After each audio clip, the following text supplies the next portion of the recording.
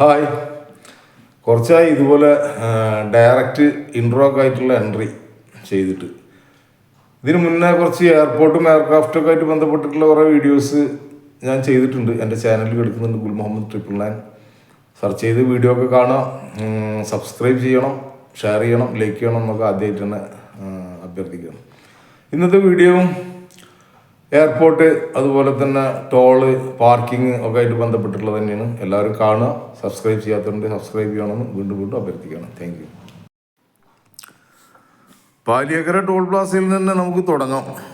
വടക്ക് ഭാഗത്ത് നിന്ന്, തൃശ്ശൂർ ഭാഗത്തു നിന്ന് തെക്കോട്ട് പോകുന്നവർ, എയർപോർട്ടിലോട്ട്, നെടുമ്പാശ്ശേരി എയർപോർട്ടിലോട്ട് പോകുന്നവർ ഇവിടെ തന്നെ കുറേ സമയം സ്പെൻഡ് ചെയ്യേണ്ടി വരും. ഇത് ടോള് കുറച്ച് നിർത്തി വെച്ചിട്ടുണ്ടായിരുന്നു സുപ്രീം കോടതിയുടെ പ്രത്യേക നിർദ്ദേശപ്രകാരമൊക്കെ. വീണ്ടും കുറച്ച് മെയിൻ്റനൻസ് ഒക്കെ ചെയ്തിട്ട് സുപ്രീം കോടതിയെ ബോധിപ്പിച്ച് കൊണ്ടിട്ടാണ് വീണ്ടും ഇതിപ്പോൾ 1.5 മാസമായിട്ട് ചാലുമായി.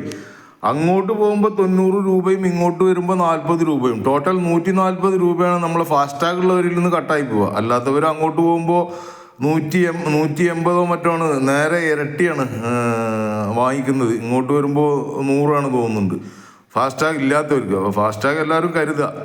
ഇവിടുന്ന് അങ്ങോട്ട് എത്തുമ്പോൾ തന്നെ കൊരട്ടി, അതുമാതിരി തന്നെ ഇവിടെ ചാലക്കുടിയൊക്കെ എത്തുന്നതിന് മുന്നേ തന്നെ ഇപ്പോഴും ഒരുപാട് ട്രാഫിക്കാണ്. കേവലം 3/4 മണിക്കൂർ കൊണ്ട് അങ്കമാലി എത്തേണ്ടത് ഇപ്പോഴും ഒരുപാട് സമയം എടുക്കുന്നുണ്ട്. മുന്നേ ഞാനൊക്കെ പലതവണ 4 മണിക്കൂറുകളെല്ലാം പെട്ടുപോയിട്ടുണ്ടായിരുന്നു അത്തരം അവസ്ഥ. ശരിക്കും ഒരുപാട് വണ്ടികൾ ഉണ്ടാകുമ്പോൾ അവർ തുറന്ന് വിട്ടുകൊടുക്കണം എന്നൊക്കെയാണ് നിയമം. അതൊന്നും പാലിക്കപ്പെടുന്നില്ല എന്ന് മാത്രം.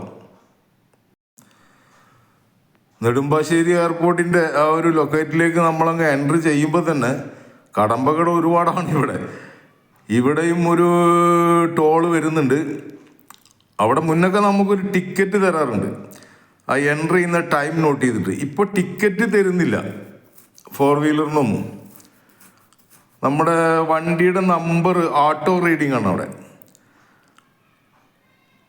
ആ ഓട്ടോ റീഡിങ് കഴിഞ്ഞാൽ നമുക്ക് ഇവിടുന്ന് പ്രവേശിക്കാനുള്ള എൻട്രി തരും. പിന്നെ നമ്മളെ കൂടെയുള്ള പാസഞ്ചറിനെ അവിടെ ഇറക്കി കൊടുത്തിട്ട്, ഡിപ്പാച്ചൂറിലാണെന്നുണ്ടെങ്കിൽ പെർമിഷൻ കിട്ടി പോയിക്കോളാൻ പറഞ്ഞു.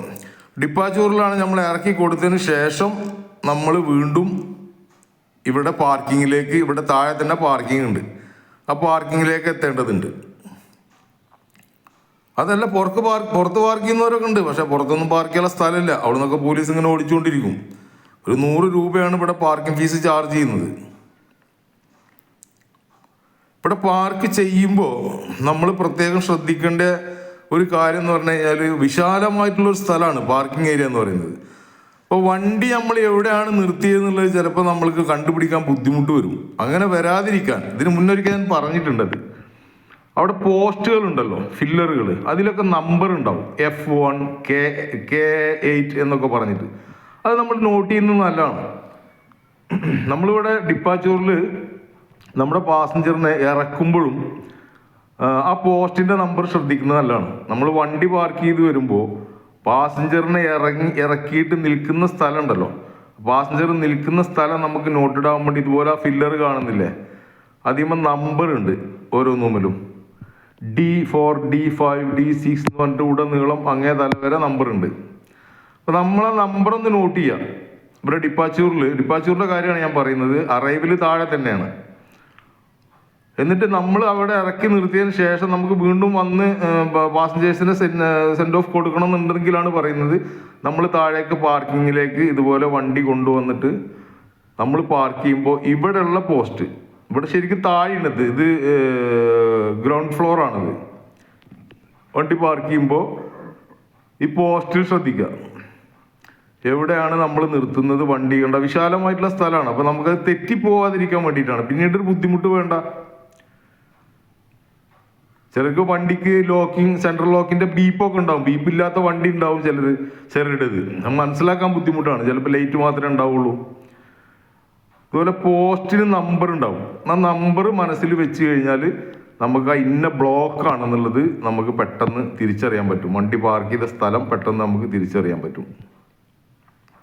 ഇവിടെ വണ്ടി പാർക്ക് ചെയ്തതിന് ശേഷം നമുക്ക് മേലേക്ക് തന്നെ പോകാൻ ഇവിടെ ലിഫ്റ്റ് സൗകര്യമുണ്ട്. ആക്സിലേറ്റർ മേലേക്ക് പോകാൻ അതുകൊണ്ട് ഒരു ഭാഗത്ത് ലിഫ്റ്റ് ഉണ്ട്. ലിഫ്റ്റ് യൂസ് ചെയ്യാനാണ് സുഖം. താഴ്ന്ന് മേലേക്ക് കയറാനുള്ള മാത്രം ഉപയോഗിക്കുന്ന ലിഫ്റ്റാണത്. ഇതേപോലെ K1 ഇത് നമ്മൾ K1 എന്നുള്ള അടയാളം വെക്കുക. എവിടെയാണ് നമ്മൾ വണ്ടി പാർക്ക് ചെയ്താൽ അത് ആ പോസ്റ്റിൻ്റെ നമ്പർ ഓർമ്മ വെച്ചാൽ മതി. എന്നിട്ട് വണ്ടി സുരക്ഷിതമായിട്ട് ലോക്ക് ചെയ്തിട്ട് ഇങ്ങോട്ട് എൻ്റർ ചെയ്യാൻ വണ്ടി ഇവിടെ 2 മണിക്കൂർ നേരത്തേക്കാണ് നമ്മളടുത്ത് നിന്ന് 100 രൂപ വാങ്ങിക്കുന്നത്. ആ 2 മണിക്കൂർ കഴിഞ്ഞാൽ നമ്മൾ പുറത്തേക്ക് എൻ്റർ ചെയ്യുമ്പോൾ അവിടെ ഒരു മണിക്കൂറിന് 30 രൂപ വെച്ച് നമ്മളെ ഈടാക്കും. വണ്ടി പാർക്ക് ചെയ്ത് വന്നിട്ട് നമുക്ക് ഇതുപോലെ ട്രോളിയൊക്കെ എടുത്തിട്ട് പാസഞ്ചറിനെ നമുക്ക് ഹെൽപ്പ് ചെയ്യാൻ പറ്റും. അത് യാത്ര ചെയ്യുന്നവർക്കൊരു ആശ്വാസമാണല്ലോ ഹെൽപ്പ് ചെയ്ത് കൊടുക്കുക എന്നുള്ളത്. പക്ഷെ ഇവിടെ തന്നെ വാലറ്റ് പാർക്കിംഗ് കൂടിയിട്ടുണ്ട്. വേണമെന്നുണ്ടെങ്കിൽ നമുക്കൊരു 300 രൂപ എക്സ്ട്രാ കൊടുത്തു കഴിഞ്ഞാൽ അവർ വാഹനം കൊണ്ടുപോയി സുരക്ഷിതമായിട്ട് വാഹനം അവരുടെ കൗണ്ടറിൽ തന്നെ അവർ സൂക്ഷിക്കും. ആ വാലറ്റ് സൗകര്യം കൂടി വേണമെന്നുണ്ടെങ്കിൽ നമുക്ക് യൂസ് ചെയ്യാവുന്നതാണ്. അപ്പോൾ പാർക്കിങ്ങിന് മൊത്തം 400 രൂപ ആവും 2 മണിക്കൂറിന്. ഇവിടെ ആദ്യമായിട്ട് ഇൻ്റർനാഷണൽ ട്രാവലിംഗ് നടത്തുന്നവർക്കൊക്കെ കൂടെ വന്നിട്ട് നമ്മളെ ഹെൽപ്പ് ചെയ്യും. ചെക്കിന് വരാം 500 രൂപ ആയിരുന്നു. ഇപ്പോൾ അത് 1000 ആക്കി. സ്പീഡിംഗ് ആണ് കൈകാര്യം ചെയ്യുന്നത്, മീറ്റ് ആൻഡ് ഗേറ്റ് എന്നൊക്കെ പറഞ്ഞിട്ട് 1000. പിന്നെ കൗണ്ടർ പിന്നെ സെക്യൂരിറ്റി വരെ 2000, വെയിറ്റിംഗ് ലോഞ്ച് വരെ 3000. ഇങ്ങനെയൊക്കെയാണ് ഇപ്പോൾ ചാർജ്. ഈ പോസ്റ്റ് നമ്പറൊക്കെ ഓരോന്നിനും നമ്മൾ നോട്ട് ചെയ്യുന്നത് നല്ലത്. ഇപ്പോൾ D8 ഡിസേബിൾ ആയിട്ടുള്ള ആളുകൾക്കൊക്കെ ഉള്ള സൗകര്യങ്ങൾ ചെയ്തിട്ടുള്ളത്, വീൽ ചെയർ പോലുള്ള. ഇത് എയർപോർട്ട് എൻട്രി ടിക്കറ്റാണ്. ഇവിടെ 100 രൂപ എടുത്തു കഴിഞ്ഞാൽ അതിൻ്റെ ഉള്ളിൽ പോയിട്ട് പാസഞ്ചേഴ്സിന് ചെക്കിൻ്റെ ഭാഗമൊക്കെ കാണാം. അത്ര തന്നെ. അങ്ങനെ അടുത്തുനിന്ന് സംസാരിക്കാനും പറ്റില്ല. വലിയ ഗ്ലാസ്സൊക്കെ ഇട്ടിട്ടുണ്ട് അവിടെ. ഇത് നമുക്ക് വണ്ടി പാർക്ക് ചെയ്തിട്ട് ടെർമിനൽ 3 വരാനുള്ള ലിഫ്റ്റാണ്. പിന്നെ ഇവിടെ മറ്റൊരു സൗകര്യമുണ്ട്, വ്യൂ ഗാലറി. ഇത് സന്ദർശകർക്കുള്ള ഗാലറിയാണ്. 100 രൂപ കൊടുത്തു കഴിഞ്ഞാൽ നമുക്കിതിൽ കയറിയിരിക്കാം. 2 മണിക്കൂറോ 3 മണിക്കൂറോ കൊണ്ടാണ് ടൈമിങ്. നമുക്ക് റൺവേ എല്ലാം കാണാം. ഇതുപോലെ റൺവേയിലൂടെ ടേക്ക് ഓഫ് ആൻഡ് ലാൻഡിങ് ഒക്കെ കാണാൻ പറ്റും. അപ്പോൾ താങ്ക് യു. അടുത്തൊരു വീഡിയോയിലൂടെ വീണ്ടും കാണുവരെ സൈൻ ഓഫ്. ഗുൽ മുഹമ്മദ് 999.